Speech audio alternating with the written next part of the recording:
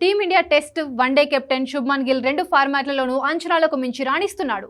కానీ పొట్టి ఫార్మాట్ టీ20లో స్థాయికి తగిన ఆట తీరు కనబరచడం లేదు. పొట్టి ఫార్మాట్లో చాలా పుంజుకోవాల్సి ఉంది. ప్రస్తుతం టీమిండియా జట్టుకు సూర్యకుమార్ యాదవ్ కెప్టెన్గా ఉన్నాడు. అతడి తర్వాత టీ20 జట్టు పగ్గాలు కూడా గిల్కే దక్కే అవకాశాలున్నాయి.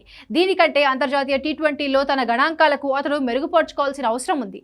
శుభ్మన్ గిల్ ఎలాంటి బ్యాటరో క్రికెట్ అభిమానులకు తెలుసు. వన్డేలు టెస్టుల్లో తానేంటో నిరూపించుకున్నాడు. సాంకేతికంగా అతడి బ్యాటింగ్ ఎటువంటి వంక పెట్టడానికి లేదు. క్లాసికల్ షాట్లు ఆడడంలోనూ దిట్టి. క్రీజులోకి వచ్చిన తర్వాత నెమ్మదిగా మొదలుపెట్టి తర్వాత జోరు పెంచడం అతడి స్టైల్.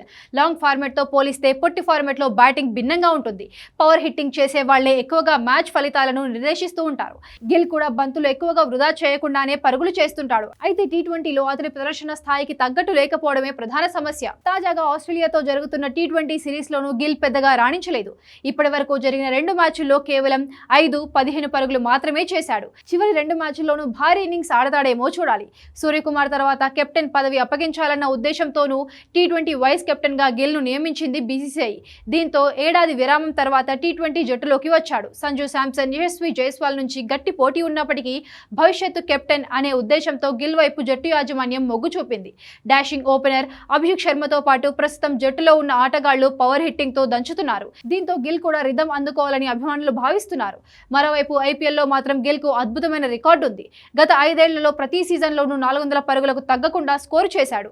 ఇప్పటి వరకు 118 ఐపీఎల్ మ్యాచ్లు ఆడిన గిల్ 39.44 సగటుతో 3866 పరుగులు చేశాడు. దీనిలో 4 సెంచరీలు, 26 హాఫ్ సెంచరీలు ఉన్నాయి. తక్కువ మ్యాచ్లే ఆడినప్పటికీ ఇంటర్నేషనల్ టీ20లో అతడి బ్యాటింగ్ సగటు స్థాయికి తగ్గట్టు లేదని విశ్లేషకులు అభిప్రాయపడుతున్నారు.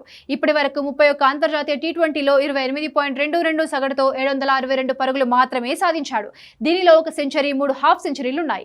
మరి ఐపీఎల్ జోరును అంతర్జాతీయ టీ20లోనూ కొనసాగిస్తాడేమో చూడాలి.